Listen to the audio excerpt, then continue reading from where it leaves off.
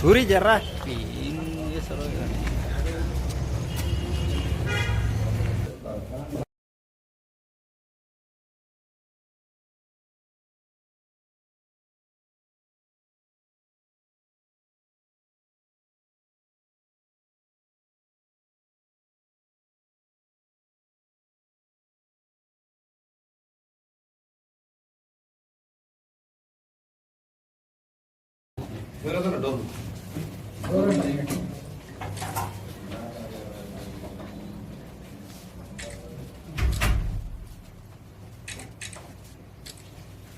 with all proofs and all మేము దీనికి attach చేసాము. ఈ ఏదైతే నువ్వు నీకు అన్నీ కూడా దీంట్లో అన్నీ ఉన్నాయి, ప్రూఫ్స్ అన్నీ దీంట్లో ఉన్నాయి పెన్ డ్రైవ్లో. దాంతో సహా మీకు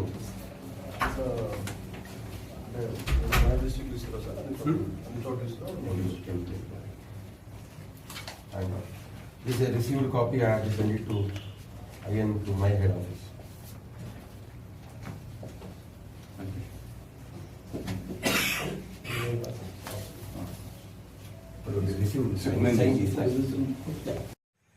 పద్దెనిమిదవ తారీఖు ఖమ్మం సభలో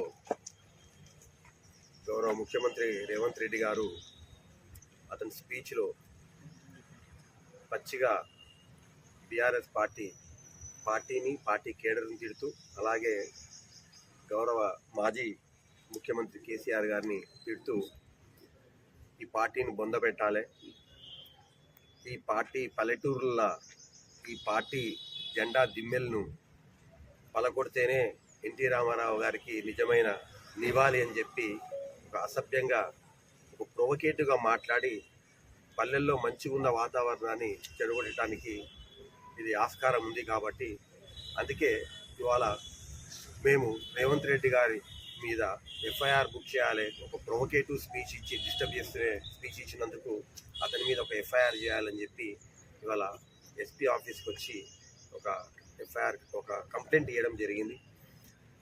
ఒక ముఖ్యమంత్రి స్థానంలో బాధ్యతాయుత ఒక స్థానంలో ఉండి ఆయననే ప్రొవకేటివ్ స్పీచ్ ఇస్తాడు, ప్రొవకేటివ్ చేస్తాడు, ప్రజలను అల్లకొల్లం చేయడానికి ప్రయత్నిస్తాడంటే ఈ తెలంగాణ ఎక్కడ పోతుంది అనేది మనం అర్థం చేసుకునాలి.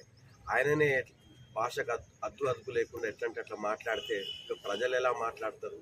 ఆయన ఎట్లా ఉంటాడో ప్రజలు కూడా అట్లే మాట్లాడతారు. ఏమైనా మాట్లాడితేనేమో సిట్ అంటాడు, ఎవరి మీద ప్రభుత్వం అధికారం వాళ్ళకు ఉందని చెప్పి ఎట్లంటే అట్లా ఇచ్చేసి ఆయన ఇబ్బంది పెడుతున్నాడు.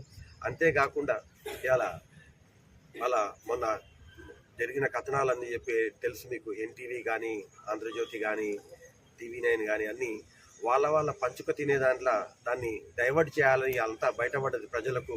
అది బొగ్గు గనుల పంచాయతీ అని బయటపడినాక ఇలా ప్రజలది మళ్ళా మైండ్ డైవర్ట్ చేయాలని చెప్పి హరీష్ రావు గారిని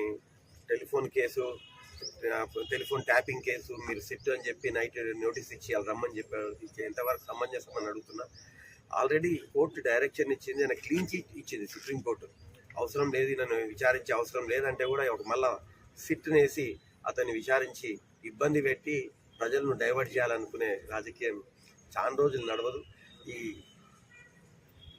ఈ రేవంత్ రెడ్డి ఎప్పుడైతే గద్దె దిగుతాడో అదే ఎన్టీ రామారావు గారికి నిజమైన నివాళని చెప్పి నేను ఈ సందర్భంగా తెలియజేస్తాను. Thank you.